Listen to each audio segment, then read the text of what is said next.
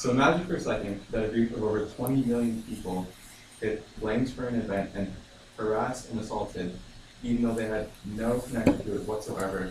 It was just because they looked like they would be doing that event. Sounds absurd, right? Well, that's the case for a lot of Sikhs in the world when they come to America. For those of you who don't know, Sikhs are the people from India who are followers of the religion Sikhism, which is a monotheistic religion that originated in the early 15th century and is now the fifth largest religion in the world. There are over 27 million Sikhs worldwide and about 500,000 living here in the United States. So ever since the events of 9/11 and the ensuing war on terror, Sikhs have been one of the most commonly misidentified groups of people because of their resemblance to terrorists in the Middle East. Because of this, people across America should be more aware of who Sikhs are and what the differences between them and those groups in the Middle East are.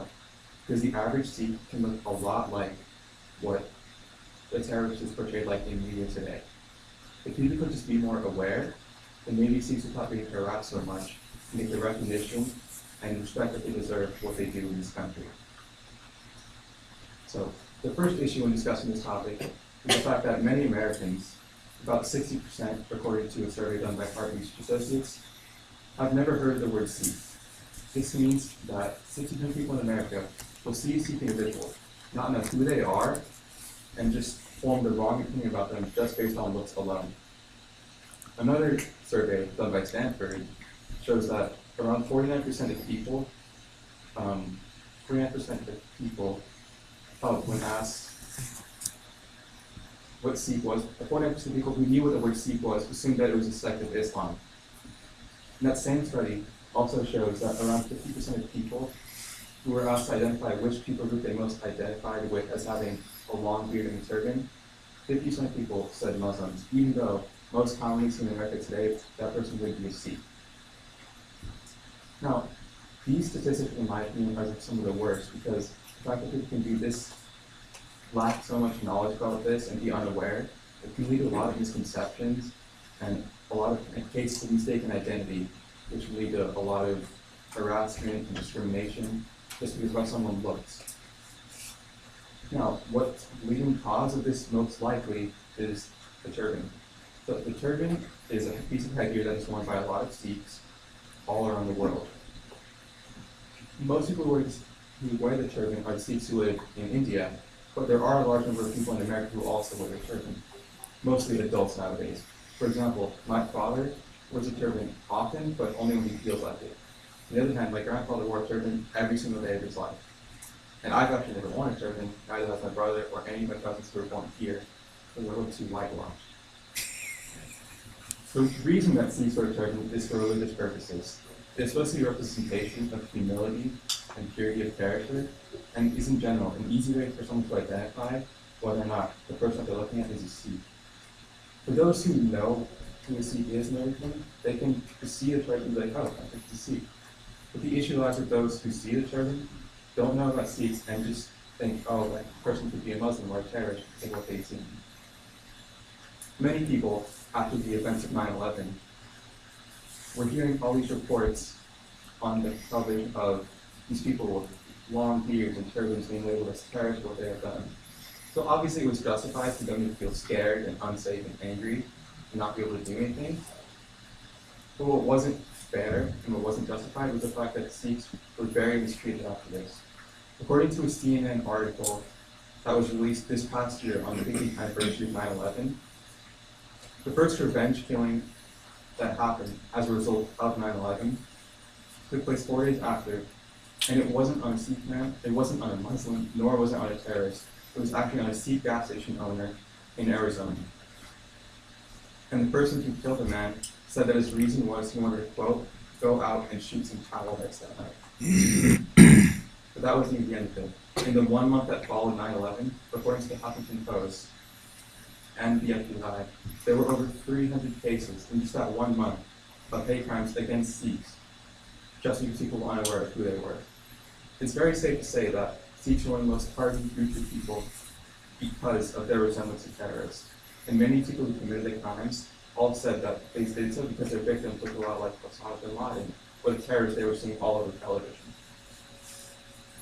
So there have been thousands, I would say, like, of hate crimes committed against Sikhs in these last 15 years or so. But not all of them have been tracked, and many have gone unreported. This is because the FBI didn't start tracking crimes against Sikhs until 2015. According to the Sikh Coalition, which is the largest and most organized group of people advocating for Sikh equality, only in 2013 did the government finally start thinking that, oh, we should, track those hate crimes against Sikhs. And it was 2 years after that where they actually decided to give out information to law enforcement on how to actually track these crimes. So that means the only accounts of hate crime against Sikhs that we've seen up until 2015 were those that got media coverage. And it was the one that got the most media coverage, national media coverage in fact, that actually finally pushed our government into action. And that was on August 5th, 2012, a lone gunman walked into the Sikh temple in Oak Creek, Wisconsin, and opened fire. He shot and killed 6 people before taking his own life. And it was later said by the CBS News and the Milwaukee County Sheriff's Department that he was known as a white supremacist, and he had served in the military and toured in Afghanistan. It was this event that finally pushed people to realize how badly Sikhs were having it, and just what finally pushed our government to be like, oh, we need to start tracking these hate crimes because there's a real issue here.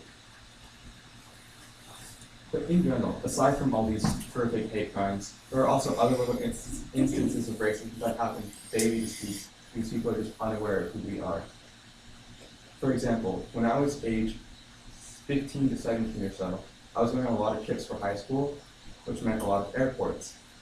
9 flights in a row, I was random checked by security, with a group of bad people from my Christian high school. I was random checked 9 flights in a row. My family is like afraid to wear their turbans on like travel days, just so like it could just make their lives easier on travel days. If they don't have to go through a bunch of secondary screenings and pat-downs. All these different actions done against us, from being called Osama to all these random screenings, have made life pretty hard for Sikhs in the world. According to a study done by a study called Sikh Identity, the post 9/11 period, presented to the International Communication Association in Montreal, Canada. In that study, a survey showed that through thousands of Sikhs across America all said that the American mindset that changed after 9/11 drastically affected their lives, and they felt like they were always negatively viewed by every American who they had come across. Now this study, although presented to the board in Canada, only surveyed American people because the situation in Canada was a lot different from the situation here. Canada has taken immigration in stride. In fact, they are one of the most open countries to refugees and immigrants from all around the world. 1.5% of Canada's population is Sikh. And what's even more is the fact that Canada has more members in its Prime Minister's cabinet than does India that are Sikh members. There are 4 Sikh members in Canada's cabinet, and only 2 in India. And the best part is, literally, their Minister of National Defense is Sikh. The fact that our neighbor to the north has Sikh members in some of the highest positions of government, while we have people in America calling them towelheads and other racial slurs, like to this day, astounds me. If people would just start being more aware of who Sikhs are and what they can do for this country, everything would go a lot smoother. Here's what you can do to make that go smoother. The first thing is just being more aware, just learning about who Sikhs are and what they can do and what they're all about, what the differences are between them and other groups of people. The second thing is going to gopetition.org and signing a petition which would allow social science and history classes across California to actually teach about Sikhism and all about it, in just classes from elementary schools and high school. Another petition that can be found on change.org when looking at the keyword Sikh is a petition that would allow turban wearing devout Sikhs to serve in the military. This could just not only help raise awareness, but bring media attention to how oppressed Sikhs can be. So if people can just be more aware, then they could bring a lot of help to the Sikh community and help them be more prominent and show what they have to offer. Because you don't want to end up on the Daily Show on a segment like this one.